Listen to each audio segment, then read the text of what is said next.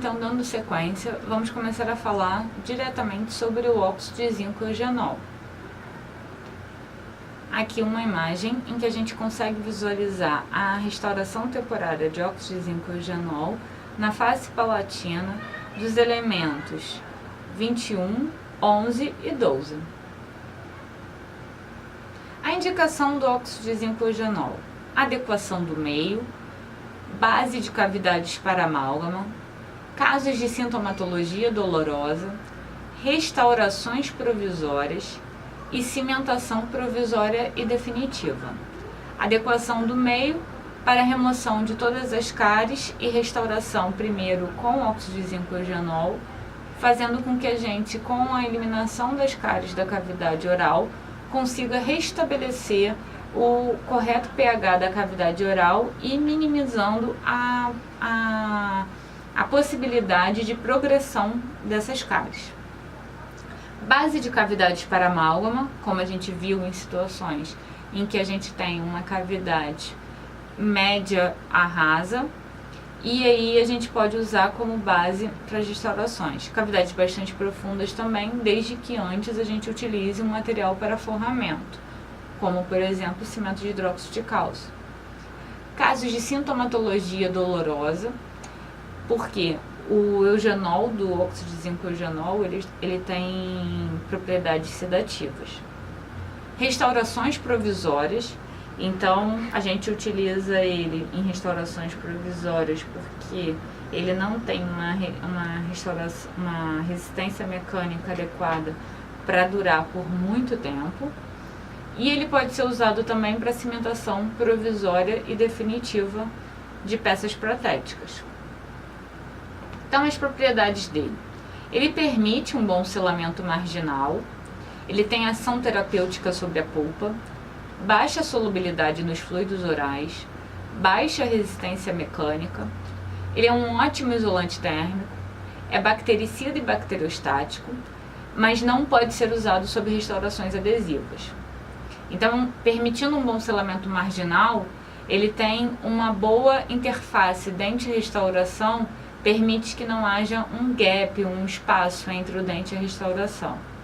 Ele tem ação terapêutica sobre a polpa, como eu falei há pouco. Ele tem, por conta do eugenol presente na composição dele, ele tem efeito sedativo. Ele tem baixa solubilidade nos fluidos orais e até a umidade da cavidade oral ajuda a reação de presa dele. Então, com o tempo, ele não vai se solubilizando, se desfazendo. No entanto, ele apresenta uma baixa resistência mecânica. Então, quando a gente coloca ele numa face oclusal, por exemplo, que está sob influência direta da carga mastigatória, ele acaba se desfazendo um pouco, ele vai se quebrando um pouco, e aí com isso ele vai tendo o seu desgaste. E aí, por isso que por um tempo maior, quando ele é aplicado numa face oclusal, a gente não consegue ter uma boa resposta, por conta dessa baixa resistência mecânica dele. Ele é um ótimo isolante térmico, então com as variações de temperatura da cavidade oral durante a alimentação, a gente consegue ter, ele não passa essa diferença de temperatura para a polpa. Isso protege a polpa de qualquer choque de temperatura, uma temperatura muito quente ou uma temperatura muito gelada. Ele é bactericida e bacteriostático, então ele consegue não só remover as bactérias, eliminar as bactérias, como também ele não deixa que a bactéria que esteja presente ali progrida, que haja uma progressão da lesão de cárie provocada pela colonização bacteriana. E ele não pode ser usado sob restaurações adesivas, porque também o eugenol, que é ótimo como um agente sedativo, ele, por outro lado, atrapalha a polimerização dos materiais adesivos. Então, ele atrapalha a polimerização da resina composta. E com isso, a gente não tem, quando faz uma restauração de resina diretamente sobre ele, a gente tem uma restauração de resina prejudicada, sem ter as suas melhores propriedades preservadas, porque o eugenol não permite que haja a completa polimerização da resina. Então ele tem como apresentação comercial tipo pasta-pasta, pó e líquido e pasta-pasta ou pó e líquido de acordo com a sua indicação. Então, materiais indicados para cimentação provisória, a gente tem os tipos pasta-pasta, como esses aqui dessa imagem. Então, na pasta base, a gente vai ter, que seria essa daqui, a gente tem o óxido de zinco nessa pasta, e na pasta catalisadora, que seria essa cinza, nós temos o eugenol. Então, exemplos de marcas comerciais a gente tem aqui relacionado, que são agentes utilizados para cimentação provisória de peças protéticas. A apresentação comercial de pó e líquido, em geral, são para restaurações provisórias e bases, como esses aqui mostrados nessa imagem. Então, a gente tem aqui o pó, onde apresenta óxido de zinco e polimetacrilato de metila, e como líquido o eugenol. Um exemplo é o IRM da Dentsply. Por quê? O que acontece nesse caso? O acréscimo do polimetacrilato de metila, ele gera um aumento na resistência mecânica. Com isso, quando a gente vai usar ele como uma restauração provisória, ele, com o passar do tempo, consegue demorar mais tempo para ter seu desgaste durante o processo mastigatório, quando a gente usa em face oclusal, do que um material usado para forramento, por exemplo, que ele apresenta no pó o óxido de zinco e no pó óxido de zinco e no líquido o eugenol somente, sem a presença do polimetacrilato de metila. O polimetacrilato de metila vai vir para aumentar a resistência mecânica desse material. E como eu já antecipei a indicação de forramento, a gente pode ter os dois tipos, tanto com a apresentação comercial de pó e líquido, como com a apresentação comercial de pasta e pasta. A sua manipulação.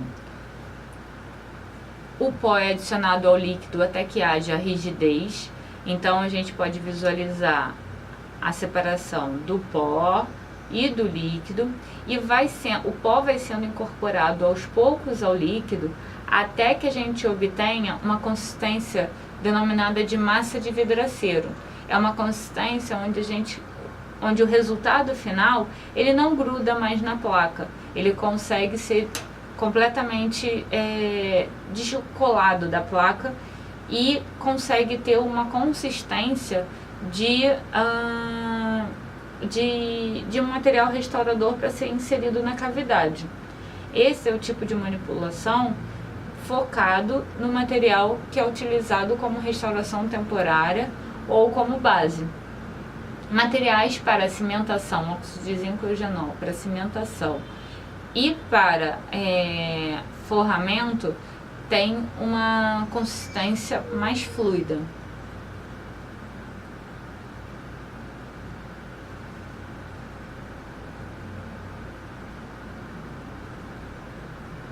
O cimento de ionômero de vidro, ele também é utilizado como um material restaurador temporário, e a gente vai falar um pouco mais sobre ele agora. Então, como indicações, a gente tem material de forramento e base, material para adequação do meio bucal, material para TRA, restaurações classe 5, núcleos de preenchimento, restauração em pediatria, selante de sulcos e fissuras, agentes de cimentação, colagem de bandas e brackets ortodônticos. Então, material para forramento e base, como a gente já vem vendo, adequação do meio bucal,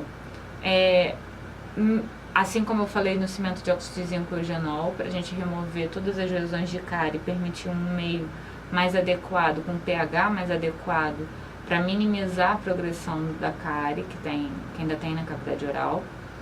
E, em especial, o cimento de ionômero de vidro é importante com essa indicação, uma vez que ele apresenta como propriedade a liberação de flúor. Material para TRA, para tratamento restaurador traumático, em regiões que a gente não pode levar todo o nosso equipamento, quando vai ser feito um tratamento, uma intervenção odontológica em áreas sem acesso, sem possibilidade de serem levados equipamentos para remoção da cárie através do auxílio de caneta de alta rotação, caneta de baixa rotação, a gente faz a remoção da cárie através de colheres de dentina por meio manual, e para fazer a restauração dessas cavidades a gente utiliza bastante cimento de ionômero de vidro, porque a gente também não tem como levar, dependendo da região, a gente não tem como levar materiais como fotopolimerizadores, não tem como levar o amalgamador para poder fazer restaurações definitivas, como as restaurações de resina composta e restaurações de amálgama. Ele é bastante utilizado como restauração classe 5, ou seja, aquelas cavidades que são próximas à gengiva. Por quê? Ali a gente não tem uma ação da carga mastigatória diretamente sobre essa cavidade. Com isso, a gente passa a ter uma maior durabilidade dessa restauração, porque ela não está diretamente sobrecarregada pela carga mastigatória. E também, uma vez que o cimento de ionômero de vidro libera flúor, é uma forma da gente continuar mantendo uma liberação de flúor constante na cavidade oral, para minimizar também a possibilidade de progressão ou para início de cárie, para melhorar o pH da cavidade oral e manter o processo desre com puxando mais para o lado da remineralização do que a desmineralização. É utilizado como núcleo de preenchimento, ou seja, quando eu vou fazer uma restauração indireta, a gente, para poder remover, fazer o preparo no dente, a gente utiliza o núcleo de preenchimento para poder desgastar o núcleo e não acabar desgastando maior quantidade de dente. Ele é utilizado muito em restauração em pediatria, ou seja, em dentes descidos, porque como o dente descido tem uma durabilidade limitada na cavidade oral e pela questão, mais uma vez, dele liberar flúor, ele é um ótimo agente para restaurar dentes descidos. Ele também é usado como selante de sulcos e fissuras, ou seja, para fazer o selamento dos sulcos e fissuras de crianças onde os dentes ainda estão em erupção, e com isso, para poder melhorar a higiene do paciente, ajudar na higienização do paciente a esse selamento, como agentes de cimentação, então para fazer cimentação de restaurações indiretas, e também para colagem de bandas e brackets ortodônticos. As contraindicações: classe 1 extensas de dentes permanentes, ele não vai ter uma resistência mecânica adequada para ficar durante longos períodos. Classe 2, com envolvimento da crista marginal em dentes permanentes, ou seja, quando a cavidade é extensa, uma cavidade que pega as faces mesial e oclusal, mesial, oclusal e distal, disto-oclusal, a gente não consegue ter também uma resistência mecânica adequada desse material para uso a longo prazo. Classe 4, em dentes permanentes e descidos. Além da questão da resistência mecânica, a gente não tem uma estética tão favorecida como uma resina composta, por exemplo. Por quê? Porque apesar dele ser mais próximo da cor do dente, um material temporário mais próximo da cor do dente, ele é um material que ele apresenta uma opacidade maior. Enquanto a resina composta a gente pode trabalhar mais a translucidez dela de acordo com a estrutura dentária daquele dente. Então a gente tem quantidade de cores limitadas no cimento de ionômero de vidro e além dessa limitação da quantidade de cores, a gente também tem uma opacidade maior. Tem como propriedades adesão química à estrutura dentária, então ele consegue se aderir melhor à estrutura dentária.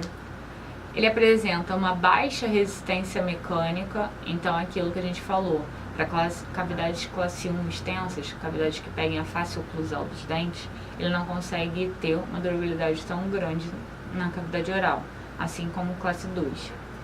Liberação de flúor, que é uma propriedade muito importante dele e até muito do seu uso acaba sendo também favorecido por conta dessa propriedade. Ele tem um coeficiente de expansão térmica semelhante ao dente, então ele consegue também acompanhar quando há uma alteração de temperatura na cavidade oral, ele consegue acompanhar o dente, a expansão que ocorre no dente ele acompanha, então ele não gera nem uma expansão maior ou menor que o dente. Com isso favorece para não haver alguma interface ali entre o dente e a restauração prejudicada. Ele é um material biocompatível, então com isso ele tem um bom relacionamento com todas as estruturas da cavidade oral. Ele apresenta propriedades estéticas limitadas quando comparado à resina composta, no entanto apresenta propriedades estéticas relacionadas ao cimento de óxido de zinco eugenol, por exemplo, que é completamente branco. Ele é um isolante térmico e elétrico, e ele apresenta alterações dimensionais e sorção de água, ou seja, ele pode alterar suas dimensões e ele absorve água, e por isso ele também tem que ter, é necessário que durante o período de presa dele, a superfície do cimento de ionômero de vidro se faz necessário uma proteção, mas que a gente vai falar um pouquinho melhor depois. A composição do pó de sílica, alumina, fluoreto de sódio, alumínio, fluoreto de cálcio, fluoreto de alumínio, fosfato de alumínio. Então, basicamente, sílica, alumina, fluoretos e fosfato de alumínio. No líquido, a gente tem o ácido poliacrílico, o ácido itacônico, ácido tartárico e a água. E todo o processo de incorporação do pó ao líquido ocorre pelo processo chamado de aglutinação. Mais para frente a gente vai ver melhor. Então, a função dos componentes do pó. A sílica e a alumina trazem a resistência mecânica do cimento de ionômero de vidro. Os fluoretos, eles servem para a liberação de flúor para o meio. No líquido, o ácido poliacrílico tem como função a união com as partículas de vidro e a estrutura dentária, ou seja, ele serve como uma infraestrutura para unir todas as partículas de vidro do pó e a estrutura dentária. O ácido tartárico, ele tem por objetivo reduzir a viscosidade da massa e aumentar o seu tempo de trabalho. O ácido itacônico, ele diminui a reatividade do ácido poliacrílico, aumentando a vida útil do material.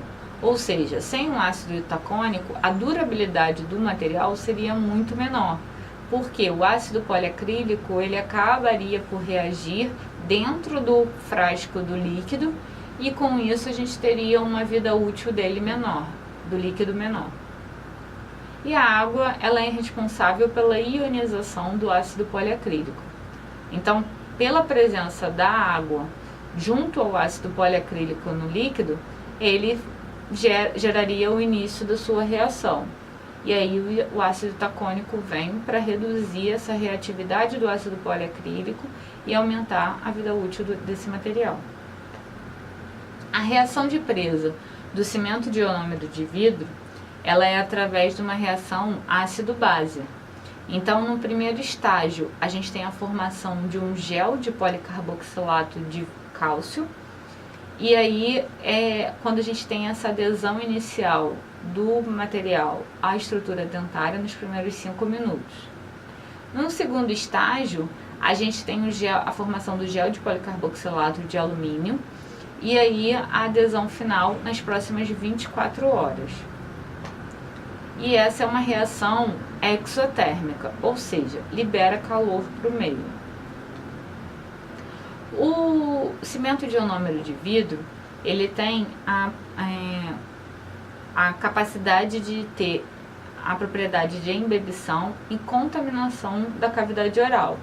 Ou seja, ele acaba absorvendo a umidade da cavidade oral e pode ser contaminado por partículas de sangue, por outras partículas existentes na cavidade oral.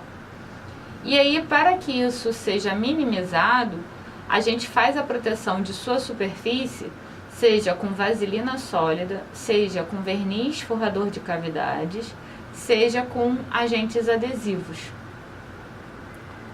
E sua manipulação? O pó tem que ser mantido no recipiente fechado para que não haja contaminação por umidade. O líquido, ele não pode ser mantido na geladeira, pois há o processo de gelificação. Ele, na verdade, vai antecipando esse processo já no frasco, então isso vai diminuir a vida útil do material e ele fica mais difícil de ser liberado na placa de vidro para haver a manipulação. E o proporcionamento do ionômero de vidro convencional é segundo o recomendado pelo fabricante, que em geral é 1 para 1, ou seja, uma parte do pó para uma gota do líquido. A gente divide o pó em 2 ou 3 partes e dispensa o material imediatamente antes do uso. Isso porque pode haver contaminação por umidade.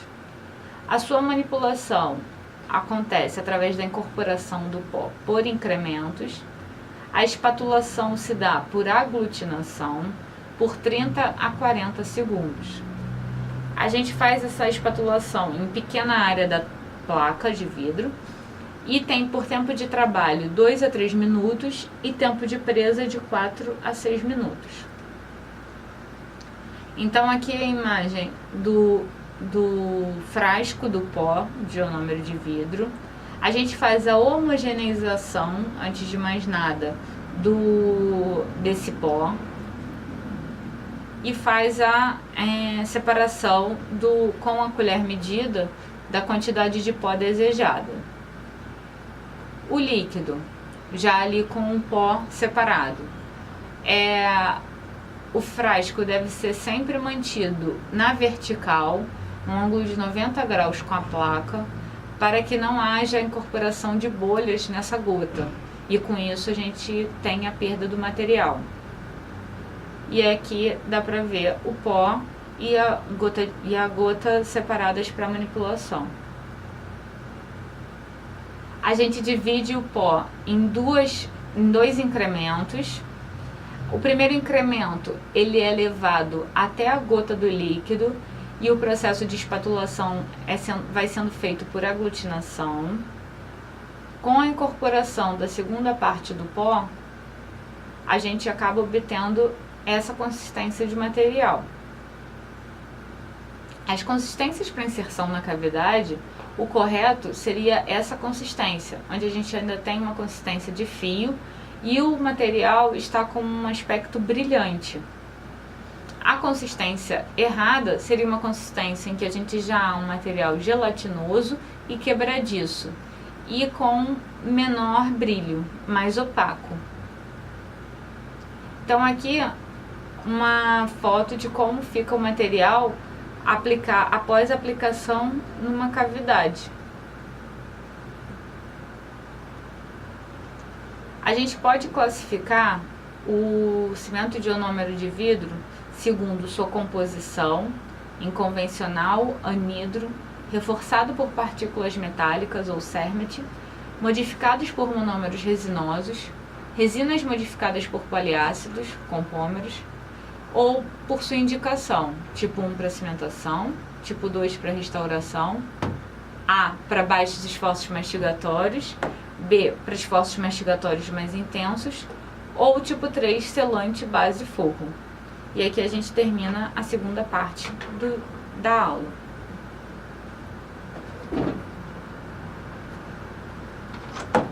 Foi.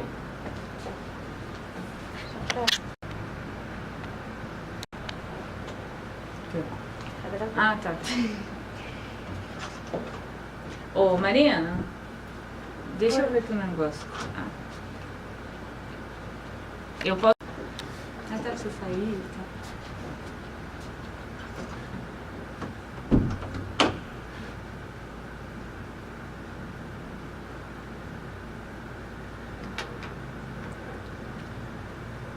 Então, o cimento de ionômero de vidro pode ser classificado tanto segundo sua composição quanto com a sua indicação. Então, quanto à composição, ele pode ser classificado como convencional, anidro, reforçado por partículas metálicas, CERMET, modificados por monômeros resinosos, ou resinas modificadas por poliácidos, os compômeros. Ele também pode ser classificado segundo sua indicação. Então, o tipo 1 seria para cimentação, o tipo 2 para restauração, sendo que o tipo 2A para baixos esforços mastigatórios e o B para esforços mastigatórios mais intensos, e o tipo 3 para selante, base e fogo. Então, a indicação de acordo com os tipos. As indicações quanto ao tipo vão ser dependentes da fluidez e da resistência desse cimento de ionômero de vidro, desse material. Isso vai depender, vai estar diretamente relacionado ao tamanho das suas partículas de pó. Então, quanto menor a partícula de pó, menor vai ser a sua resistência e maior vai ser a sua fluidez. E quanto maior o tamanho da sua partícula de pó, menor vai ser sua fluidez e maior sua resistência. Por quê? A resistência vai ser maior porque a gente vai ter tamanho de partículas maiores. Em compensação, quando a gente só vai ter um maior grau de fluidez quando a gente tiver partículas num tamanho menor. Então, o tipo 1 para cimentação, a gente precisa de partículas menores para ser mais fluido e permitir que haja a cimentação da peça protética no dente. Com isso, esses materiais apresentam partículas de tamanho de 15 a 20 micrômetros. Materiais para selamento, base e forro, que são do tipo 3, eles apresentam partículas de pó de 25 a 35 micrômetros. E materiais para restauração, tipo 2, apresentam partículas de pó de 45 a 50 micrômetros. Com relação à composição, pode ser convencional, anidro, reforçado por partículas metálicas, CERMET, modificados por monômeros resinosos, ou resinas modificadas por poliácidos ou compômeros. O cimento de ionômero de vidro convencional é esse que a gente vem falando ao longo de toda a aula sobre cimento de ionômero de vidro. O cimento de ionômero de vidro do tipo anidro, ele tem como particularidade em relação ao cimento de ionômero de vidro convencional, é que ele apresenta no pó a presença do ácido poliacrílico. Ou seja, o ácido poliacrílico que no convencional está no frasco junto com o líquido, ele no anidro está junto do pó. Ele foi liofilizado, ou seja, o líquido do ácido poliacrílico foi transformado em pó e acrescentado ao frasco de pó do cimento de ionômero de vidro. Com isso, o líquido apresenta apenas água e ácido tartárico. Por conta da presença do ácido poliacrílico no pó, o material acaba por apresentar uma maior vida útil, porque ele não tem o risco de apresentar aquela geleificação como acontece no convencional. O cimento de ionômero de vidro do tipo CERMET. No pó, ele apresenta limalha de amálgama mais partículas de prata. Ou seja, além de todos aqueles componentes do pó, como convencional, ele apresenta também a limalha de amálgama e as partículas de prata. Isso favorece as propriedades mecânicas, mas não de forma significativa a ponto de dizer que tem uma resistência mecânica semelhante ao do amálgama. Longe disso, mas uma resistência mecânica maior do que um cimento de ionômero de vidro convencional. Por conta da presença das partículas de prata e da limalha de amálgama, ele apresenta menor quantidade de fluoretos e, consequentemente, diminui a sua liberação de flúor para o meio. E também, por apresentar essas partículas de prata, ele é um material mais acinzentado e, com isso, esteticamente, ele fica mais desfavorável.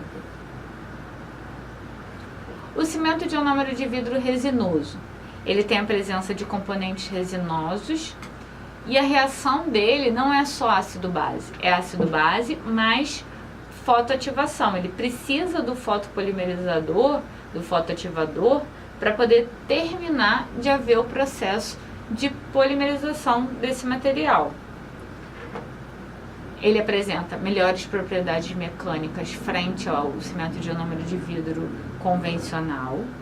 Ele apresenta maior tempo de trabalho, pois a presa dele não depende somente da reação ácido-base, que é uma reação química.